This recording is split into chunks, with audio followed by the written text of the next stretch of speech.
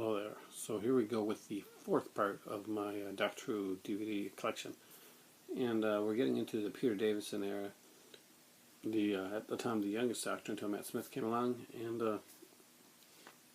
we'll start with the first one I got, and that is the first one that came from the New Beginnings box set, and that is Castrovalva. It was an auspicious start for Peter Davison, who had been already famous for being in All Creatures Great and Small. I did enjoy the story. It is not one of my favorites, but it's an interesting start for Doctor. Definitely a better start than the Twin Dilemma, but still not one of the best Doctor Who stories around there. But it is in a great box set called New Beginnings, and I do recommend that set. Maybe not that as the best story. Another Davison story that I enjoyed, it's a shorter one, called King's Demons. It is about as close to an historical as you get in the later ones, and there's a couple commentaries on here. There's a short history on the Chameleon, which was a robotic companion that the Doctor was supposed to have. It was actually a robot that could be programmed to move.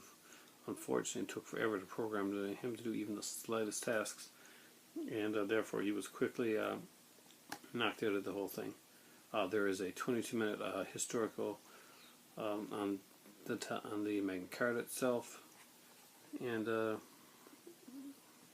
not for everybody, but as a Doctor Who serial, I did enjoy it. The next is one that I really enjoyed. A lot of fans like to trash this one now, but back in the day, this was it. This was the biggie, and it was the Five Doctors. As I recently talked about here, I'm not going to get into it much more, but this is a great one. If you don't have it, I highly recommend that you do get it. It's a must. And next up is The Awakening, and this is another one I get for fairly cheap. It's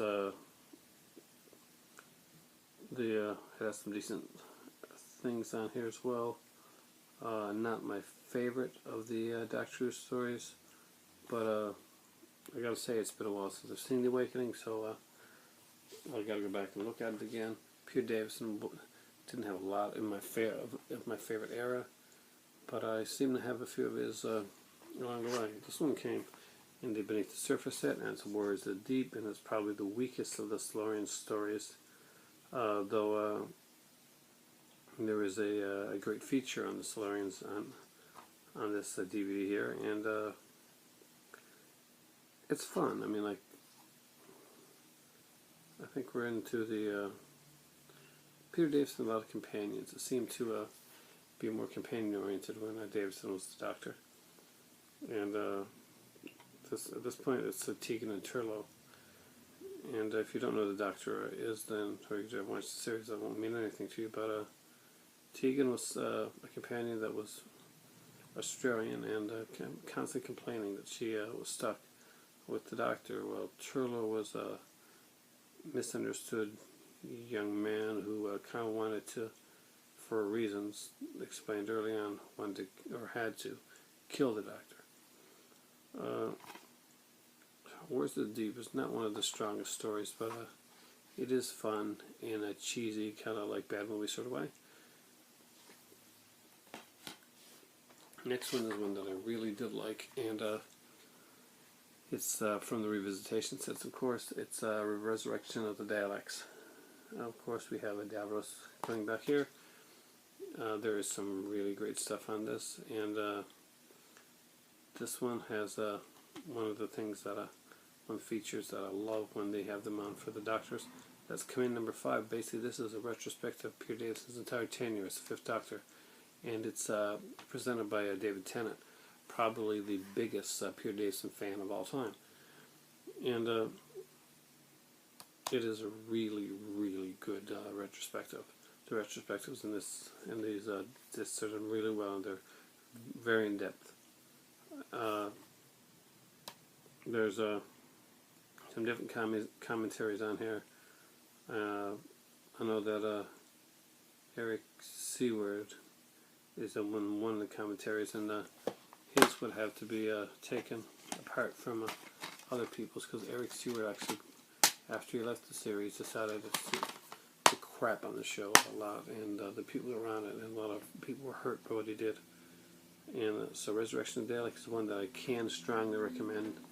It has a very strong Peter Davison one, and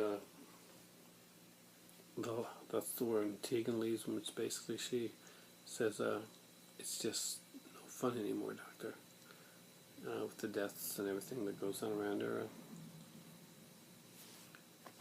And Peter Davison left with one of the strongest stories in Doctor Who's history, and that's the Caves of Androzani. It is an incredible story. It's got the beautiful Nicola Bryant on it as Perry.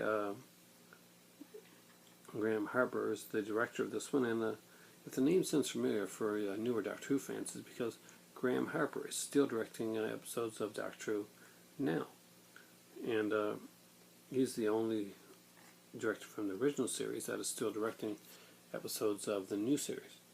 Caves of Androzani is an incredible serial. It's I think this is a 2-disc one. Yeah, it's a 2-disc one, and there's some great stuff in this. The villain's great. The introduction of Colin Baker is incredible. It's probably the best regeneration done.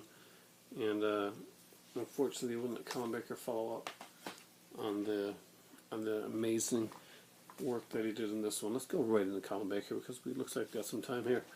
And the first Colin Baker one that I do have is the two Doctors. That's Colin Baker and Patrick Troughton. We would also get to see Nicole Bryant as the beautiful Perry in this one. And we would see the amazingly awesome Fraser Hines playing Jamie again. So this is a 2-disc set. This was on the Centauran box set. And there's some great featurettes on this one as well. I love this one, and some people had some problems with this, but honestly, Colin Baker and Patrick Troughton together, two very spirited Doctors. I gotta say, I really, really enjoyed it. The next 4 come from one series, and that is the Trial of the Time Lord series. The first one was The Mysterious Planet, and was a great 4-parter by Robert Holmes. It would be the last story that Robert Holmes would actually really do. It's a strong story. It's well done, and there's some decent features on here as well. The second part, the Mind Warp, would be the most tragic.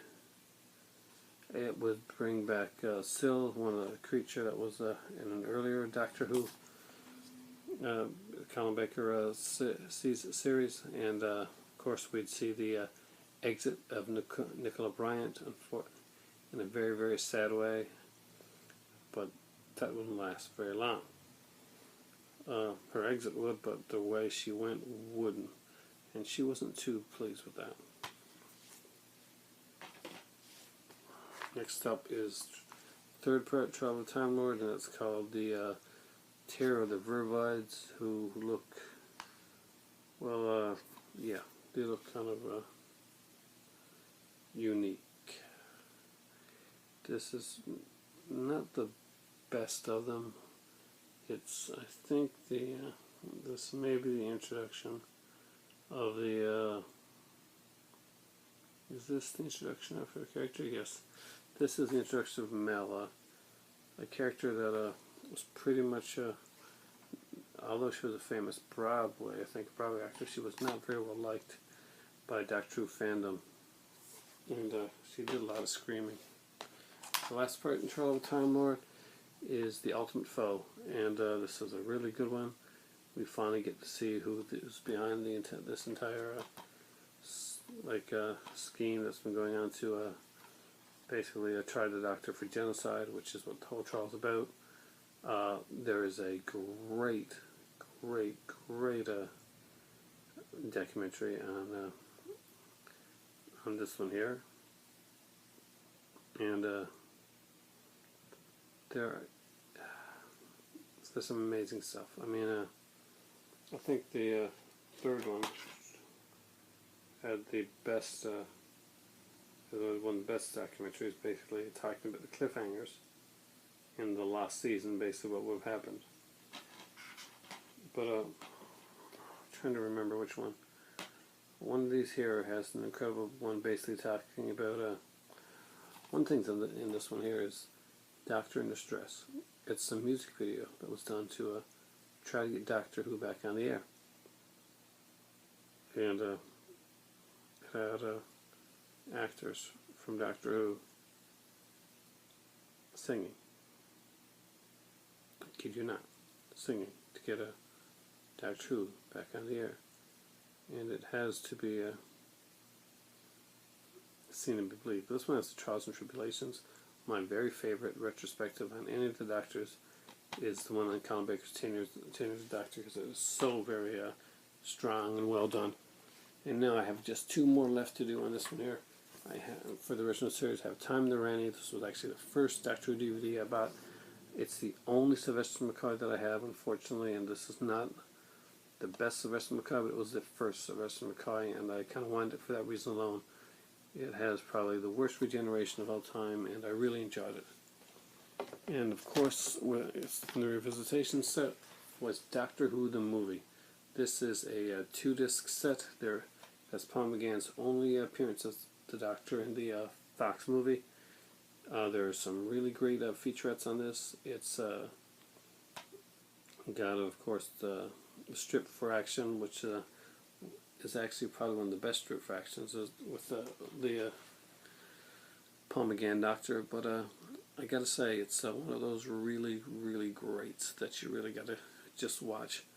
I do also have the first 4 series. Series 1, Series 2, Series 3, which is my favorite, I think, for the villains, and Series 4, which has the best companion of all in the new series, Catherine Tate. I also have Water of Mars. I just found out a particularly strong special, and I found it for $2 in Dominion. So that's my Doctor Who sets and my Doctor Who DVDs at this point. If I get any more, I'll update it a bit. Hopefully that you found something in there that you like. There's a lot of different Doctors with a lot of different styles, and I just scratched the surface on them. I hope you enjoy this, and I'll talk to you soon. It's time for tea.